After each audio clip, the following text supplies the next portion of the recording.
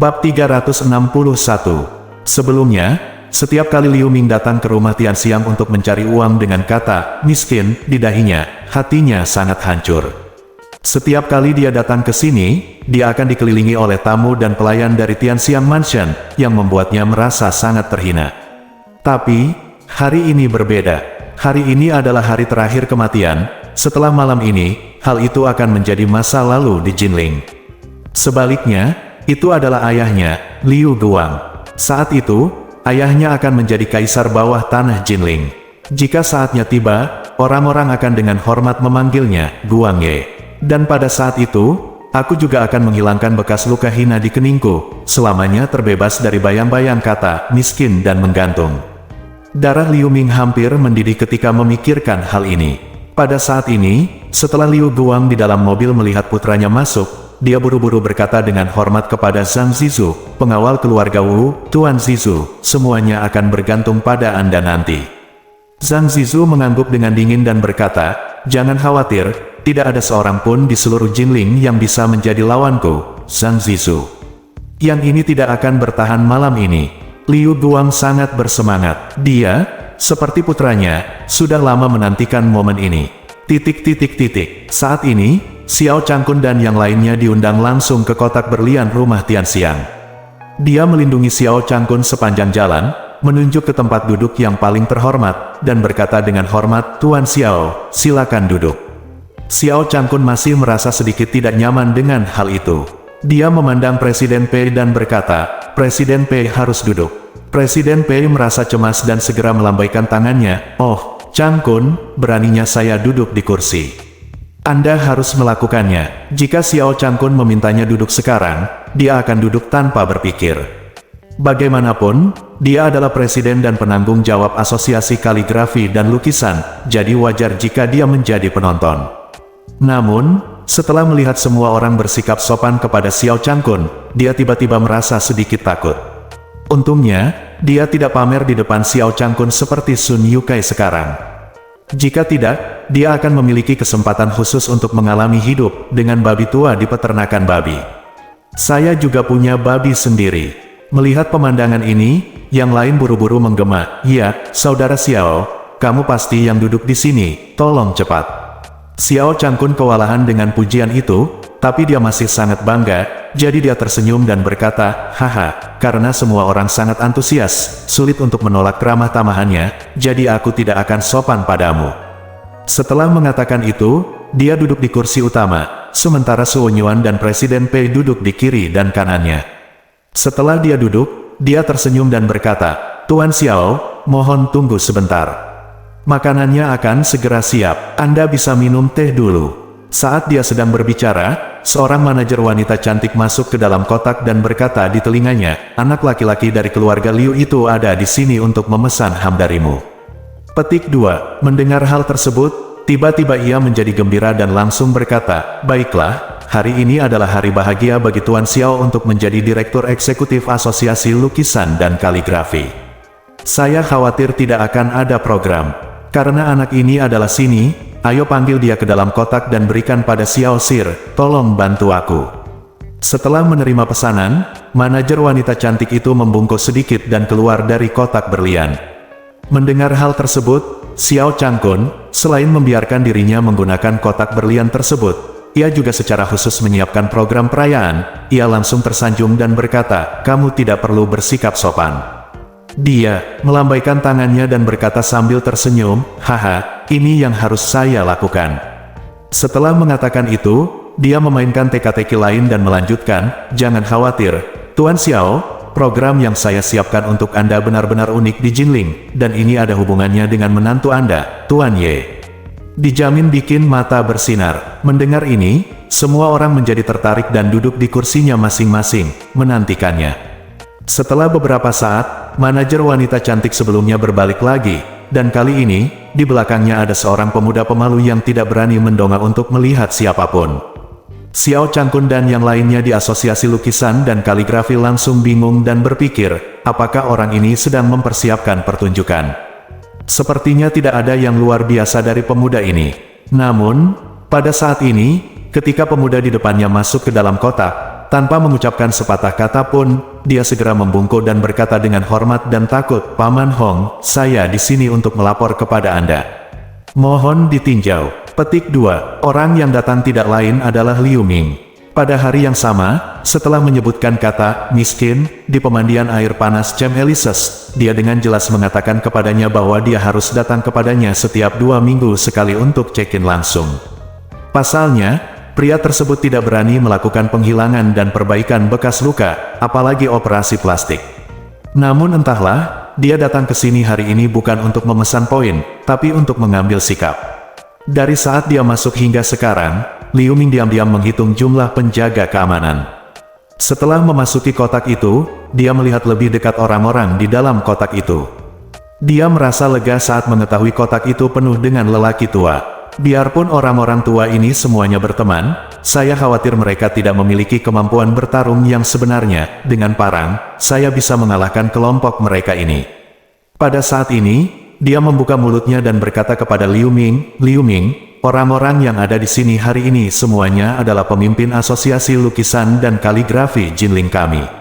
Karena kami adalah asosiasi kaligrafi dan lukisan, tentu saja kami memiliki penelitian dan pencapaian yang hebat di bidangnya, kaligrafi. Ayo, angkat kepalamu, biarkan Tuan Xiao dan yang lainnya melihat kaligrafi tubuh manusia di dahimu dan biarkan semua orang mengomentarinya." Mendengar ini, Liu Ming merasakan ledakan penghinaan di hatinya. Dia ingin berbalik dan pergi, tetapi dalam hatinya dia tahu betul bahwa ayahnya masih menunggunya kembali dan melaporkan situasinya, dan kemudian memimpin orang lain masuk. Oleh karena itu, saya harus menahan diri sekarang dan melakukan keseluruhan pertunjukan. Memikirkan hal ini, dia hanya bisa mengertakkan giginya, perlahan mengangkat kepalanya, dan menunjukkan dahinya kepada semua orang yang hadir. Meski para lelaki tua ini sudah cukup tua dan kurang lebih menderita presbiopia, tulisan "miskin" dan "miskin" di keningnya sungguh menarik perhatian. Sekilas semua orang mengenalinya. Presiden Pei berkata dengan heran, apa yang terjadi? Tuan muda ini, mengapa Anda ingin mengukir kata miskin di dahi Anda? Dia mencibir dan berkata, adik laki-laki ini biasanya tidak berperilaku baik dan suka menyebut orang lain miskin. Kadang-kadang dia menyinggung Tuan Ye dan bahkan menyebut Tuan Ye miskin. Karena dia suka mengucapkan dua kata ini, maka saya akan dia mengukirnya di dahinya dan menyimpan dua kata ini bersamanya selama sisa hidupnya. Xiao Changkun bertanya dengan heran, apakah ini tulisan di dahinya karena dia menyinggung menantu laki-lakiku? Ya, dia mengangguk dan berkata, menantumu, kekuatan naga Tuan Ye, tidak dapat dilanggar oleh benang gantung semacam ini. Presiden Pei berkata dengan heran, oh, Changkun, mengapa Anda tidak memberitahu kami bahwa Anda memiliki menantu yang begitu kuat? Ya, Su Wenyuan juga menghela nafas, Changkun, kamu bersembunyi terlalu dalam, kamu benar-benar rendah hati. Xiao Changkun tertawa dan berkata, oh, menantuku sendiri sangat rendah hati, jadi aku juga tidak bisa menonjolkan diri, ada banyak pujian dari semua orang. Liu Ming memandang Xiao Changkun yang terlihat bangga, dan berpikir dengan kejam di dalam hatinya, ternyata kamu orang tua adalah ayah mertua dari bajingan Ye Chen itu, maka kamu benar-benar tepat sasaran hari ini. Hari ini, aku harus membunuhmu. Anggap saja itu seperti meminta ketertarikan dari menantumu yang sialan itu. Bab 362. Liu Ming dengan patuh ditertawakan oleh semua orang sebelum dia diusir. Biasanya, begitu dia meninggalkan Tianxiang Mansion, dia akan menutupi dahinya dan segera pulang. Tapi kali ini, dia tidak menutupi keningnya, malah dia berjalan kembali ke tempat parkir dengan ekspresi mematikan di wajahnya dan masuk ke mobil yang dikendarai Liu Guang dan Zhang Zizhu. Liu Guang telah lama menunggu di sini. Ketika dia melihat Liu Ming masuk ke dalam mobil, dia buru-buru bertanya, nak, bagaimana situasi di dalam? Liu Ming mengertakkan gigi dan berkata, ada lebih dari 30 pelayan dan penjaga keamanan, tetapi lebih dari setengahnya adalah wanita. Satu-satunya yang memiliki kemampuan bertarung nyata adalah 12 penjaga keamanan. Liu Guang menoleh untuk melihat pria parubaya yang mengikutinya, dan berkata dengan cemas, Tuan Zizhu, apakah Anda yakin ada begitu banyak orang di sini? Jika kita segera mengambil tindakan, kita tidak akan menderita kerugian, bukan?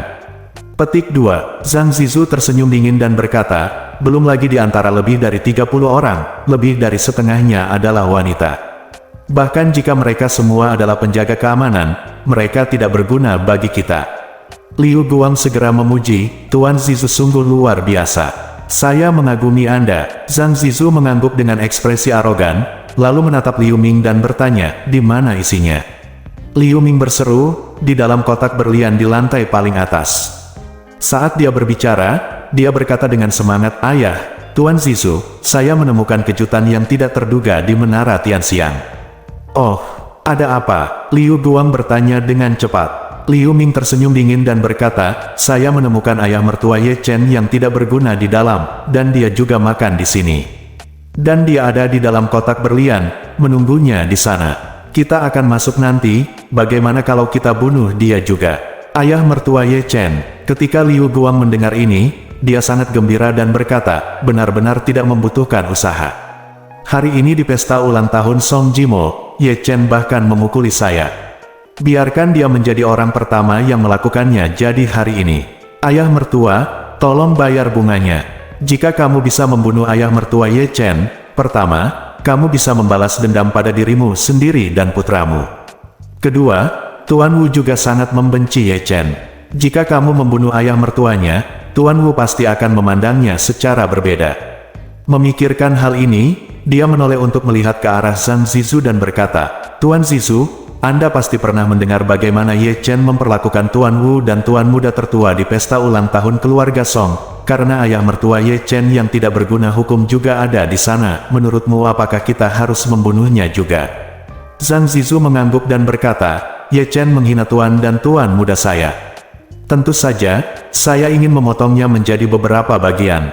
Sekarang saya telah bertemu ayah mertuanya, saya tidak punya alasan untuk menghindarinya. Liu Guang mengangguk penuh semangat dan berkata, kalau begitu ayo masuk bersama dan biarkan mereka mati tanpa penguburan hari ini. Sisi lain, di dalam kotak berlian rumah Tianxiang, berbagai hidangan disajikan di atas meja, yang penuh dengan makanan lezat. Sebagai kaisar bawah tanah Jinling yang agung, dia berkata kepada Xiao Changkun dengan penuh hormat saat ini, Tuan Xiao, saya secara khusus meminta koki untuk menyiapkan meja hidangan kesehatan khusus ini. Saya harap ini sesuai dengan selera Anda. Bahan-bahan ini adalah semuanya tersedia di Jinling. Yang terbaik yang bisa kami dapatkan, dan semuanya alami, tanpa bahan tambahan apapun. Mulut Xiao Changkun berair saat dia melihat berbagai makanan lezat di depannya. Anda tahu, bahkan sebelum keluarga Xiao bangkrut, dia belum pernah ke restoran terkemuka, apalagi makan makanan enak seperti itu. Terkadang, dia bermimpi merasakan kehidupan mewah seorang master, di mana dia bisa memesan sirip hiu terbaik, abalon terbaik, dan mengukus lobster Australia atau rajungan di restoran. Namun, selama bertahun-tahun, dia tidak pernah memiliki kesempatan seperti itu. Makanan termahal yang pernah dia makan hanya berharga 2.000 yuan per orang. Hari ini, dia telah menghabiskan seluruh uangnya dan akan makan makanan seharga 2.000 atau 3.000 yuan per orang. Tapi persiapan hari ini sungguh boros. Satu porsi abalon berkepala dua kualitas terbaik berharga 8.818 yuan per orang. Xiao Changkun tercengang. Belum lagi makanan lezat seperti trufle hitam dan kaviar yang harganya ribuan dolar hanya untuk satu orang. Makanan ini, berdasarkan spesifikasinya, harganya setidaknya 2 hingga 300 ribu. Xiao Changkun belum pernah makan makanan semahal itu seumur hidupnya. Dia begitu bersemangat hingga dia begitu sibuk sehingga dia berkata kepadanya, Tuan Hong, terima kasih banyak karena mengizinkan Anda bersusah payah untuk menghibur kami. Sambil tersenyum sedikit, dia mengeluarkan kartu namanya dari sakunya, menyerahkannya ke tangan Xiao Changkun, dan berkata, Tuan Xiao, ini kartu nama saya. Tolong simpan, jika Anda datang ke Tianxiang Mansion lagi lain kali, berikan saya telepon. Telepon saja aku dan aku akan segera meminta seseorang mengemas kotak berlian itu untuk kamu gunakan. Setelah Xiao Changkun mengambil kartu nama itu, dia merasa senang. Orang lain di asosiasi lukisan dan kaligrafi bahkan lebih bersemangat saat melihat pemandangan seperti itu. Xiao Changkun ini sungguh luar biasa. Dia begitu terkenal, dia seperti seorang cucu di hadapannya, tanpa ada kesan sebagai bos besar. Tapi dia secara pribadi menyajikan makanan dan menuangkan anggur ke dalam kotak, dan bahkan berinisiatif menuangkan segelas anggur putih. Dia mendatangi Xiao Changkun dan berkata dengan hormat, Tuan Xiao, saya ingin bersulam untuk Anda. Xiao Changkun merasa tersanjung dan segera mengambil gelas wine tersebut, mendentingkannya, lalu meminum wine tersebut dalam sekali teguk. Setelah meminum segelas anggur, dia tidak bisa menahan diri untuk tidak menghela nafas. Oh, anggur ini benar-benar enak. Dia berkata, ini Moutai yang berusia 40 tahun. Satu ponnya bisa berharga 6 digit untuk satu botol. Jika Tuan Xiao menyukainya, minumlah lebih banyak. Saya akan membawakan 2 botol lagi nanti. Xiao Changkun buru-buru mengucapkan terima kasih. Oh, Tuan Hong, saya benar-benar tidak tahu bagaimana harus berterima kasih. Anda sopan sekali, itu harus dilakukan. Dia berkata dengan saleh, Tuan Ye telah memperlakukan saya dengan sangat baik. Anda adalah ayah mertua Tuan Ye. Tentu saja, saya harus menghibur Anda dengan sepenuh hati agar layak atas kebaikan Tuan Ye kepada saya. Xiao Changkun hanya bisa menghela nafas dalam hatinya, bagaimana Ye Chen ini bisa membodohinya. Dia hampir mengubahmu menjadi wanita jalannya. Tanpa diduga, orang ini tidak memiliki kemampuan lain, namun kemampuannya dalam membodohi orang sungguh luar biasa. Orang lain di meja makan, melihat Xiao Changkun begitu terhormat di hadapannya, sudah mulai menjilatnya. Presiden Pei mau tidak mau mengambil gelas anggurnya dan berkata sambil tersenyum, oh, saya benar-benar ingin berterima kasih kepada Changkun karena telah mengatur pesta seperti itu untuk kita hari ini. Saya belum pernah makan makanan mewah seperti itu di rumah saya seumur hidup. Ini benar-benar membuka mata. Saat dia berbicara, dia berkata dengan serius, selain itu, hari ini Asosiasi Lukisan dan Kaligrafi kita telah menyambut Direktur Eksekutif baru. Ayo, kita semua bersulang untuk Direktur Xiao. Semua orang juga sangat bijaksana. Mereka mengambil gelas anggur mereka dan berkata sambil tersenyum, Direktur Xiao, ayo kita bersulang bersama. Ketika Xiao Changkun mendengar bahwa Presiden Pei memimpin dengan memanggilnya Direktur Xiao, dia terkejut dan berkata, Presiden Pei, saya terpilih. Tentu saja, Presiden Pei tersenyum dan berkata, Changkun, Anda harus menjadi direktur eksekutif kami. Ketika Xiao Changkun mendengar ini, dia sangat bersemangat dan buru-buru berkata, terima kasih, Presiden Pei, terima kasih semuanya. Saya pasti akan terus bekerja keras dan memberikan lebih banyak kontribusi pada Asosiasi Kaligrafi dan Lukisan kita di masa depan. Semua orang juga tersenyum datar, lalu mengambil gelas wine mereka bersama-sama. Tepat ketika kami hendak minum bersama, tiba-tiba terdengar suara keras, dan pintu kotak dibuka.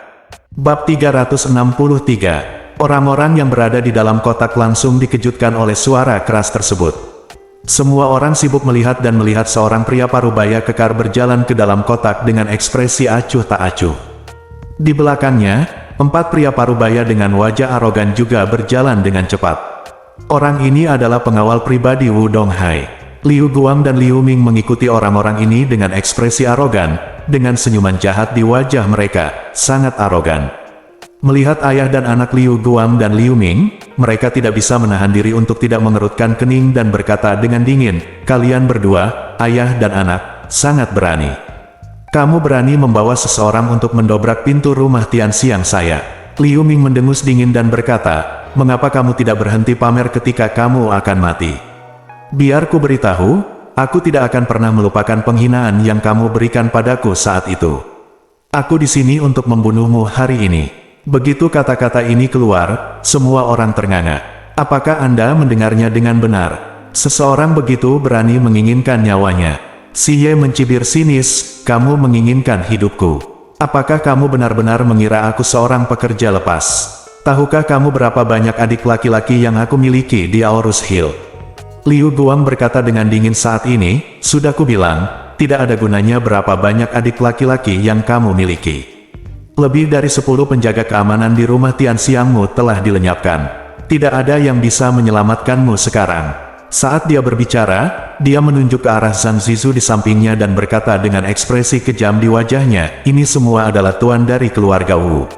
Dengan mereka di sini, kamu tidak akan bisa terbang hari ini dan pasti akan mati tanpa tempat pemakaman. Aku akan memberimu kesempatan, kamu berlutut di depanku dan menjilat sepatuku sampai bersih, dan aku akan meninggalkanmu seluruh tubuh. Jika tidak, aku akan memotongmu menjadi beberapa bagian hari ini. Ketika saya mendengar ini, saya merasa sedikit gugup. Sepertinya aku masih lalai. Selama bertahun-tahun, statusnya di Jinling sangat dihormati. sedemikian rupa sehingga dia tidak percaya bahwa ada orang di Jinling yang berani menyentuhnya sama sekali. Oleh karena itu, dia tidak memiliki lusinan pengawal bersamanya setiap saat. Saya selalu merasa selusin penjaga keamanan di Tianxiang Mansion cukup baik, dan mereka cukup untuk melindungi diri mereka sendiri. Tapi tidak ada yang menyangka keluarga Wu akan mengambil tindakan terhadapnya. Terlebih lagi, pengawal keluarga Wu memang terlihat luar biasa, dan sekilas mereka terlihat seperti master di antara para master. Tampaknya meskipun saya membawa 20 orang ke sini hari ini, saya mungkin tidak dapat menghentikan mereka. Kali ini, Liu Ming menunjuk ke arah Xiao Changkun dan bertanya dengan dingin, apakah kamu ayah mertua Ye Chen? Jantung Xiao Changkun berdebar kencang, kamu, apa yang ingin kamu lakukan? Apa yang ingin saya lakukan? Liu Ming mencibir dan berkata, Ye Chen yang tidak berguna itu tidak hanya mempermalukan saya, tetapi juga mempermalukan ayah saya. Apakah Anda benar-benar berpikir bahwa kami terbuat dari lumpur? Ini adalah keberuntungannya, dia tidak ada di sini hari ini. Kalau tidak, aku akan langsung membunuhnya hari ini dan semuanya akan berakhir. Setelah mengatakan itu, Liu Ming memandang Xiao Changkun dan berkata dengan kejam, namun, karena Ye Chen tidak ada di sini hari ini, maka kamu, ayah mertua, bayarkan saja bunga untuknya. Ketika Xiao Changkun mendengar ini, wajahnya menjadi pucat karena ketakutan, dan dia bertanya dengan panik, kamu, apa maksudmu, apa yang ingin kamu lakukan? Apa yang ingin aku lakukan? Liu Ming mengertakkan gigi, dan berkata, tentu saja aku ingin membunuhmu. Biarkan menantu laki-lakimu yang baik mengambil tubuhmu untukmu. Xiao Changkun terkejut dan segera ingin turun ke bawah meja. Di meja makan, anggota asosiasi kaligrafi dan lukisan lainnya juga takut menghindarinya dan bersembunyi di pojok. Zhang Zizu berkata dengan dingin saat ini, setiap orang yang tidak ada hubungannya dengan Xiao Changkun, keluar dari sini. Jika tidak, aku akan membunuh mereka semua. Begitu dia selesai berbicara, Presiden Pei dan yang lainnya berlari dengan panik. Teman Xiao Changkun, Su Wenyuan sempat kebingungan, ia ingin melarikan diri. Namun melihat nyawa Xiao Changkun dalam bahaya, ia enggan meninggalkannya untuk sementara waktu. Xiao Changkun gemetar ketakutan saat ini. Melihat Su Wenyuan masih ragu-ragu, dia buru-buru berkata, Su tua, tolong cepat pergi. Jika orang-orang ini benar-benar menyerangmu, aku tidak bisa menjelaskannya kepada keluargamu. Zhang Zizu berteriak dengan dingin, jika kamu tidak ingin pergi, diam saja. Su Wenyuan mengertakkan gigi, tidak berani menunda lebih lama lagi, dan buru-buru meninggalkan kotak. Xiao Changkun sangat putus asa, tapi untungnya dia tetap berada di dalam kotak, jadi dia berdoa agar dia bisa mengatasi situasi di depannya. Namun, si tidak bisa berbuat apa-apa. Sekelompok orang ini mendobrak pintu kotak berlian dan mengeluarkan suara yang begitu keras, jika tidak terjadi apa-apa pada bangsanya sendiri, mereka pasti sudah lama muncul. Belum ada seorang pun yang datang, yang membuktikan bahwa orang-orang ini sudah dalam bahaya. Liu Guang mengertakkan gigi dan berkata dengan dingin, kematianmu telah tiba. Setelah mengatakan itu, dia berbalik dan berkata dengan hormat kepada Zhang Zizu, Tuan Zizu, tolong ambil tindakan. Zhang Zizu mengangguk, maju selangkah, dan berkata, maju dan mati. Ketika dia masih muda, dia dianggap setengah praktisi. Ketika dia melihat apa yang terjadi, dia tidak menerima nasibnya. Sebaliknya, dia mempersiapkan diri untuk menghadapinya dan berkata dengan dingin, jika kamu ingin membunuhku, itu tergantung pada apakah kamu memiliki kemampuan. Petik 2. Zhang Zizu mencibir dan berkata, di mata saya, kamu hanyalah seekor semut. Setelah itu, dia langsung berjalan menuju ke sana. Wajahnya serius, tapi dia tahu dia tidak bisa menyerah saat ini, jadi dia segera meninju Zhang Zizu secara proaktif. Zhang Zizu mencibir dan meninju dengan ringan. Namun saat kedua tinju itu bertabrakan, saya hanya merasakan tubuh saya dihantam oleh sebuah batu besar. Dengan bunyi letupan, saya merasakan kekuatan yang kuat datang. Saya tidak dapat menahannya, dan langsung terbang keluar dan roboh ke tanah. Pria yang jatuh ke tanah tiba-tiba mengubah ekspresinya. Dia tidak percaya kekuatan orang ini begitu tidak normal. Itu hanya menghancurkan dirimu sendiri. Ketika Liu Ming melihat pemandangan ini, matanya berbinar dan hatinya dipenuhi kegembiraan. Dan ayahnya Liu Guang bahkan lebih bersemangat lagi. Orang yang jatuh ke tanah adalah kaisar bawah tanah Jinling. Namun, setelah malam ini, posisinya akan digantikan oleh dirinya sendiri. Dan dia akan menjadi mayat. Ketika dia memikirkan hal ini, Liu Guang segera mencibir dan berkata, "Bukankah kamu sangat sombong dan mengagumkan?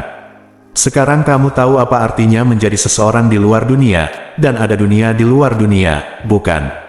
Setelah itu, Liu Guang menghampirinya dan mengertakkan gigi dan berkata, "Sebelum aku membunuhmu, aku ingin kamu mencicipinya." "Apa itu penghinaan?" Segera, dia buru-buru berkata kepada Zhang Zizu, "Tuan Zizu, tolong bantu saya mengendalikannya. Saya akan mengukir kata miskin di dahinya untuk membalaskan dendam anak saya." Zhang Zizu berkata dengan dingin, "Saya di sini untuk membunuhnya hari ini. Bukan agar Anda mengukir kata-kata untuknya. Jika Anda ingin mengukir kata-kata untuknya, Anda dapat menunggu sampai saya membunuhnya sebelum mengukirnya." Liu Guang buru-buru berkata, "Tuan Zizu, kalau begitu kita tidak bisa membiarkan dia merasakan sakitnya kematian dalam penghinaan." Zhang Zizu meliriknya dan berkata, "Kamu bisa mengukir apapun yang kamu inginkan tentang pria di sana bernama Xiao itu, tapi aku ingin membunuhnya dulu." Setelah itu, Zhang Zizu mencubit lehernya dengan satu tangan dan mengangkatnya dengan kaki menjuntai di udara. Zhang Zizu hanya mengerahkan sedikit tenaga di tangannya, dan tiba-tiba dia merasakan sakit yang parah di lehernya. Dia benar-benar kehabisan napas, rasanya lebih sakit daripada digantung, dan jakunnya sepertinya diremukkan olehnya. Pada saat ini, wajahnya hitam dan ungu, dan dia dengan jelas memahami di dalam hatinya bahwa dia akan mati hari ini. Bab 364. Saat Liu Guanggang membawa orang ke dalam kotak berlian, Ye Chen keluar dari rumah dan mengendarai mobil BMW ayah mertuanya ke Tianxiang Mansion. Awalnya, dia tidak siap untuk keluar sepagi ini. Namun ibu mertuanya, Malan, terus mengomelinya di rumah. Untuk sementara, dia tidak menyukai Xiao Changkun karena membuang-buang uang dengan pergi ke restoran untuk berbelanja, dan berpikir bahwa 20.000 yuan akan lebih baik dihabiskan untuk kosmetiknya, dan omong-omong, dia juga bisa pergi ke ruang mahjong untuk bermain berkeliling bersama teman-temannya.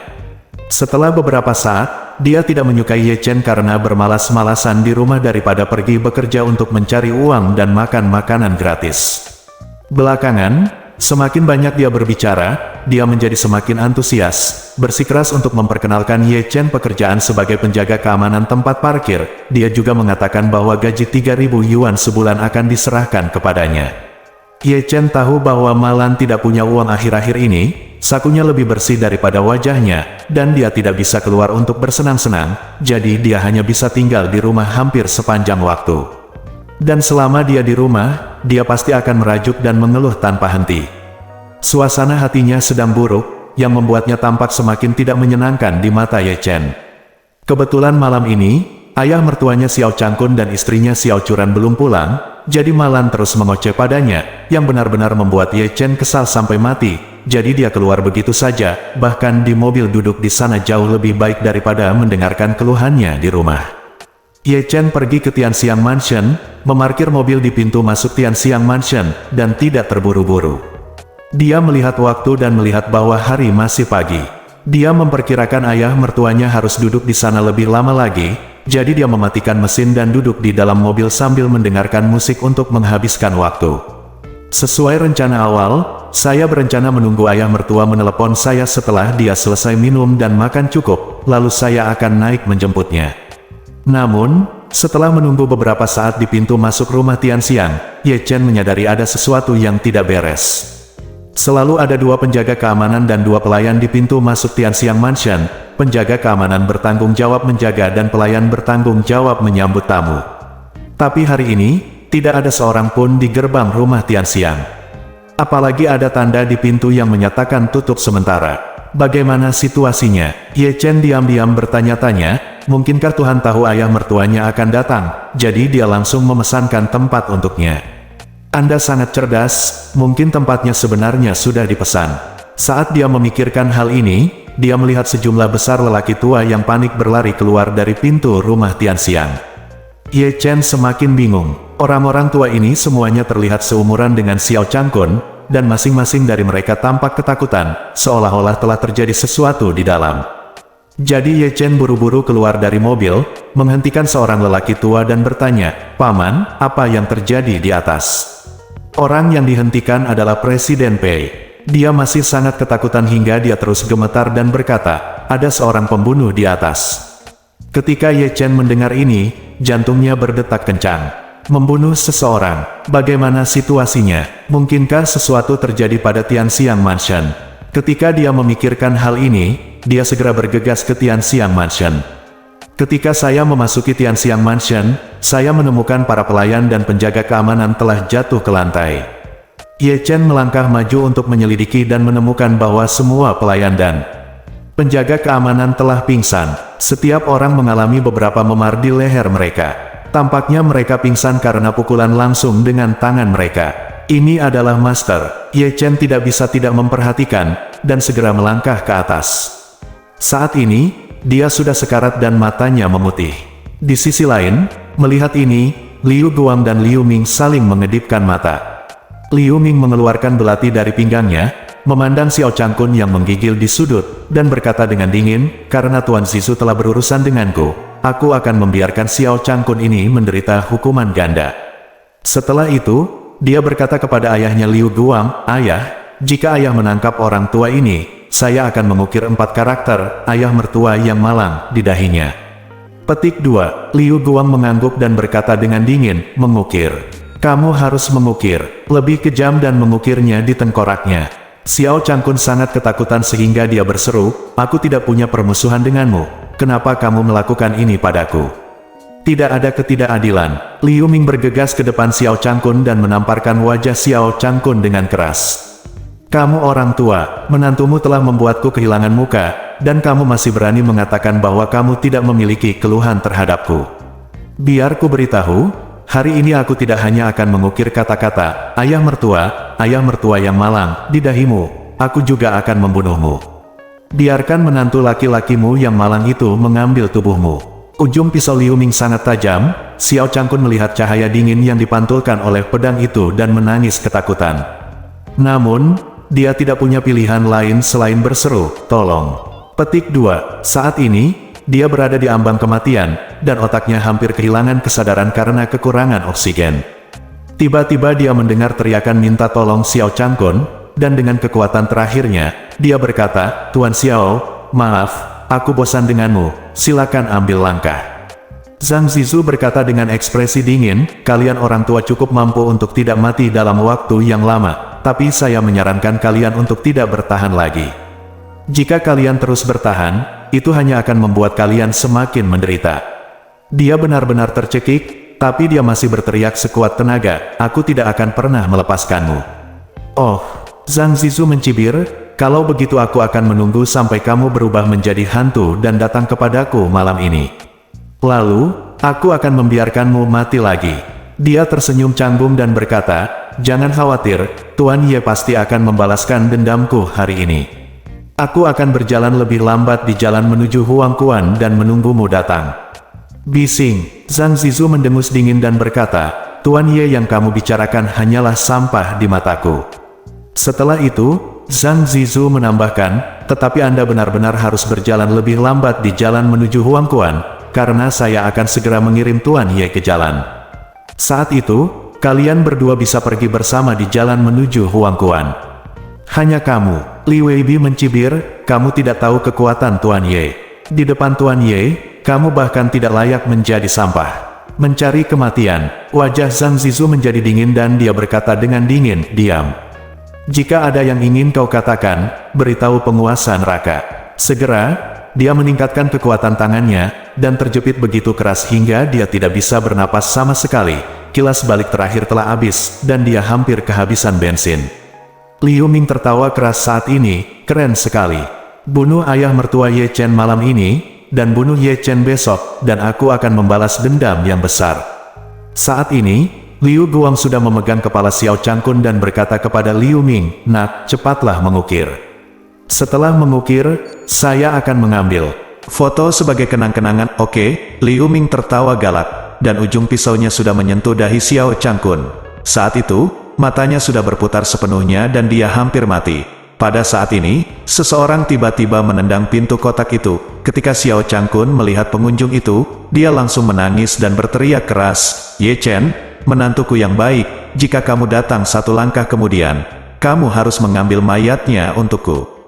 Bab 365. Wajah Ye Chen tampak sedingin es saat ini. Dia benar-benar tidak menyangka Liu Guang dan Liu Ming serta putranya berani membawa orang untuk membunuh ayah mertuanya. Saat ini, dia sangat marah dan memiliki niat membunuh. Ketika Liu Guang dan Liu Ming melihatnya datang, mereka juga sangat bersemangat. Untuk waktu yang lama, Liu Ming menjalani kehidupan yang lebih buruk daripada kematian. Berapa banyak ejekan dan penghinaan yang dia terima. Dan semua ini berkat Ye Chen. Sekarang, dia akhirnya akan membalas dendam. Dan Liu Guang ditampar wajahnya oleh Ye Chen hari ini, jadi dia secara alami sangat membencinya. Dia awalnya menyesali bahwa dia tidak bisa mengambil nyawanya hari ini, tetapi dia tidak menyangka bahwa dia akan datang ke rumahnya sendiri. Liu Guang segera berkata kepada Zhang Zizu, "Tuan Zizu, bajingan ini adalah Ye Chen. Bunuh dia dengan cepat." Liu Ming berteriak dari samping, "Tuan Zizu, cepat bunuh orang malang ini." Ye Chen mengerutkan kening dan berkata, "Jika kamu melepaskan ayah mertuaku, aku mungkin mempertimbangkan untuk menyelamatkan nyawamu." Liu Guang tiba-tiba menjadi marah dan berseru, "Ye Chen, omong kosong apa yang kamu bicarakan? Kamu pecundang. Kamu ingin pamer ketika kamu akan mati. Apakah kamu benar-benar menganggap dirimu serius? Tahukah kamu bahwa Tuan Zizu bisa membunuhmu sebentar lagi?" Hidup. Setelah mengatakan itu, dia berkata dengan dingin lagi, "Sudah kubilang, karena kamu berani muncul di sini hari ini, maka jangan berpikir untuk keluar hidup-hidup." Ye Chen berkata dengan nada menghina, "Apakah kamu pikir kamu bisa membunuhku hanya dengan sampah ini?" Liu Guang memandang Ye Chen dengan dingin dan berkata dengan penuh kemenangan, "Ye Chen, saya tahu Anda sangat terampil, tetapi beberapa orang di belakang saya ini adalah master yang dilatih dengan cermat oleh keluarga Wu. Mereka semua kuat, tidak peduli apa yang Anda lakukan, bahkan jika Anda bisa bertarung, kamu tidak bisa menjadi lawan mereka. Percaya atau tidak, Tuan Zizu akan menghajarmu hingga jatuh hanya dengan satu gerakan, membuatmu tidak dapat bertahan atau mati." Liu Ming buru-buru berkata, "Ayah, apa yang bisa saya katakan kepada pecundang Ye Chen ini? Jika Anda ingin saya mengatakannya, saya akan menghajarnya hingga menjadi orang yang tidak berguna. Saya ingin dia berlutut di depan saya, bersujud dan mengakui kesalahannya, dan sebelum Ye Chen meninggal, saya bahkan ingin mengukir kata sampah di dahinya, mengambil fotonya dengan ponsel saya, dan memposting videonya secara online agar seluruh Jinling tahu bahwa Ye Chen adalah sampah yang tidak berguna." Liu Guang tertawa dan berkata, "Oke, saya akan melakukan apa yang Anda katakan." Ye Chen melihat Zhang Zizu memegang erat menstruasinya dan hampir kehabisan napas, dan berkata dengan dingin, "Biarkan dia pergi. Jika kamu ada hubungannya denganku, datanglah padaku." Zhang Zizu berkata dengan nada menghina, "Biarkan dia pergi. Wah, percaya atau tidak, aku bisa membunuhmu dengan satu tangan. Aku akan mengirimmu Heki dalam perjalanan." Melihat wajahnya yang percaya diri, Ye Chen mencibir, "Tanganmu ini bukan lagi milikmu." Setelah mengatakan itu, dia segera bergegas ke depan. Zhang Zizu tidak menyangka Ye Chen akan bergegas ke arahnya, tanpa melepaskan tangan kanannya. Dia dengan ganas menyerang Ye Chen dengan tangan kirinya. Saat ini, Zhang Zizu sangat percaya diri. Dia merasa kekuatannya sudah sangat kuat, bagaimana mungkin orang biasa bisa menjadi lawannya.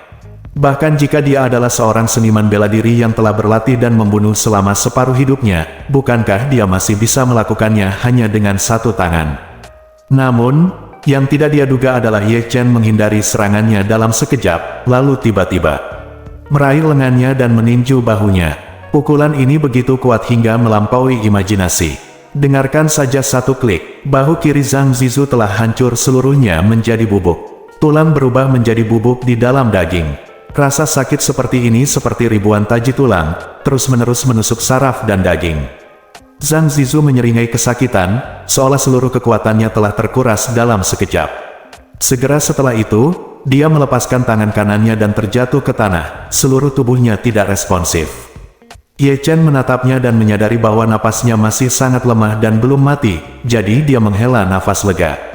Karena hanya ada secercah kehidupan yang tersisa, Ye Chen tidak terburu-buru untuk segera menyelamatkannya. Sebaliknya, dia melihat sekelompok orang di depannya dan berkata dengan dingin, "Tidak ada di antara kalian yang bisa pergi hari ini." Bahu kiri Zhang Zizu hancur, dan hanya selapis kulit dan daging yang tersisa di lengan kirinya. Dia benar-benar lepas kendali dan hanya bisa menggantung di satu sisi. Ekspresinya saat ini bahkan lebih ngeri. Dia adalah raja pasukan khusus. Sangat kuat, saya belum pernah bertemu lawan di ketentaraan. Jika harga yang ditawarkan keluarga Wu tidak terlalu mahal, dengan kekuatan dan kesombongannya, bagaimana mungkin ia rela menjadi pengawal dan preman orang lain? Zhang Zizu tidak pernah mengalami kekalahan selama bertahun-tahun, tetapi dia tidak menyangka akan kehilangan lengan kirinya setelah bertemu Ye Chen. Apakah kekuatan Ye Chen terlalu kuat? Ye Chen memandang Zhang Zizu yang ketakutan dan mencibir, Apakah kamu takut? Zhang Zizu tampak galak, tanpa sadar mundur selangkah dan bertanya, siapa kamu?